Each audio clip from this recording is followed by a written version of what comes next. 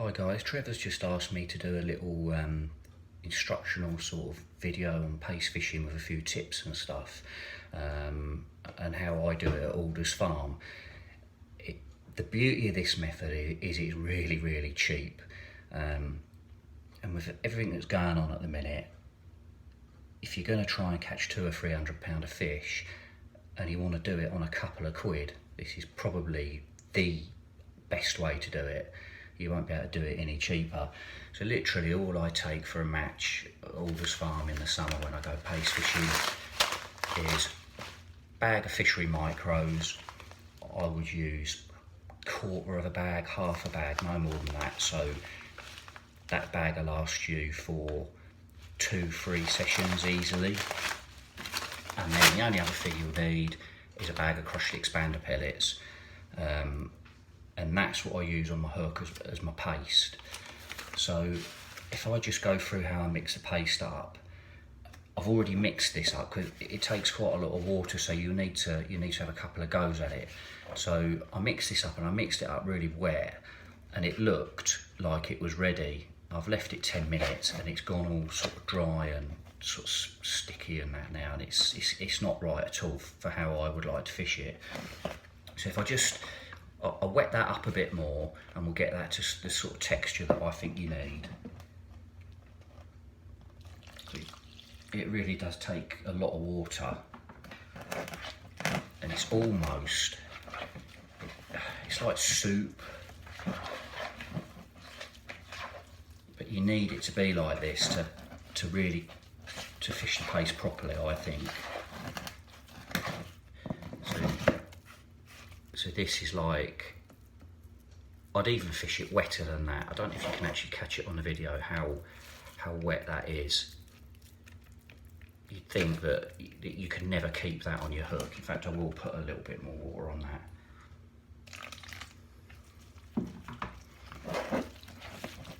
So I don't know if we can actually get that.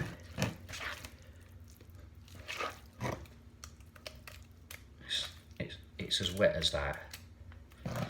Useful tip on your side tray, always keep a little bowl of water as well to clean your hands, because it is pretty messy. So that's it, just some expander pellet crushed for your paste and some micro pellets, and that's it. Now, so that's super simple. Rig wise, it's super simple as well. Nothing complicated about it at all, but you've got to set it up properly, otherwise it won't work, especially when you're fishing a really wet paste like this. So I use, these are just some floats that I glue up myself just so I know they're strong enough.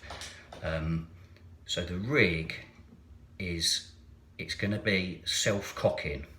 I've actually had to put a little stop underneath that just to get it to self-cock, and it's actually got, there's no eye on this, but it's got 2 rubbers on the tip as well. So the tip, the second rubber on the tip is actually right at the very top there. So the line is coming off the top of the float. And that's really important, because when you're cupping your paste out, that float cannot twist up. The line can't twist around the bristle at all.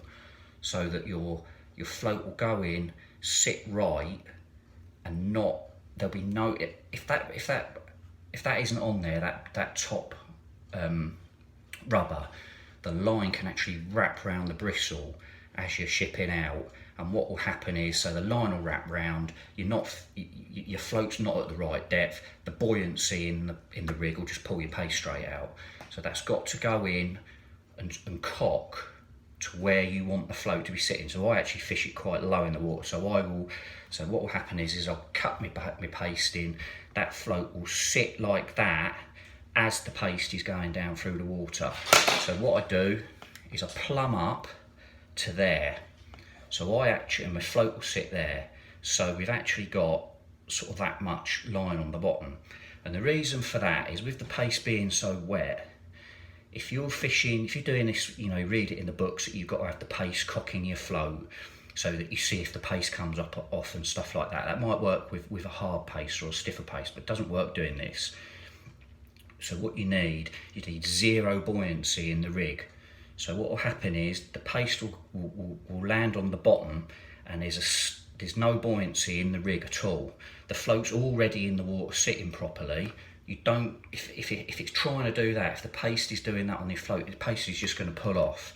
So your float's already sitting properly in the water like that. You've got your bait has landed on the bottom, and it's not tight. There's no buoyancy anywhere in the rig, so the paste can't come off, and you think it will, but it won't. So that's how I plumb it up. It's nice strong tackle, so sort of like 018 to 020 main line, strong hook length, and the hook I use is size 12, and it's a size 12 Drennan wide gate pellet hook, and I've used them for the last few years for this sort of fishing, and I think they're absolutely brilliant. And then elastic I use something strong, so that's purple hydro. I use purple hydro, I use red hydro, best elastic for doing it, I reckon. And then you need a cup as well, and these, I love these cups, these are brilliant. They're nice and light. I don't put it too far away from the tip, reasonably close, so that when I'm cupping my paste in, it's the same thing. My paste is going to be going down without trying. If it's too far away down here, it's going to be pulling your float, and your just paste is just going to come off. Okay, so that's how the rig is set up and how the rig works. Also, I forgot to say this. So when I'm plumbing it up, I try to find a reasonably flat area. It doesn't need to be over a big area, but it can't. You don't want it to be too steep a slope. I like it to be reasonably flat, and again, that's because I don't want any sort of buoyancy in the rig at all. So to put the bait on, it looks actually impossible to keep on. I mean, it's just like water almost. All I do, get quite a big lump like that. I don't even mould it, I juggle it into my pot like that. And the rig is literally just shipped out like that. I don't know if you can actually see that properly. So it's shipped out like that, lowered down onto the surface of the water. You don't plop it in, because again, it's just going to fall straight off. Lowered into the surface onto the surface, and just gently sort of washed out. And you'll get a lovely big cloud going down. You'll get the bites as well. I know the textbooks say you want to sit with your float like this and ignore everything and then just wait for a big whack. I fish with my float like this, and I strike at tiny little everything, like little dinks like that, and 9 times out of 10 I cup that bait in. It must only just to hit the bottom, and you get a little ding. I call them blinks. You get a little blink, and you like that. You've got a carp on. It's as simple as that, really. Nothing complicated about it. Just got to make sure everything's set up properly, and it's really cheap wire fishing. I hope it's helped, and hopefully see you all in the summer soon. Take care, everyone. Ta-ra.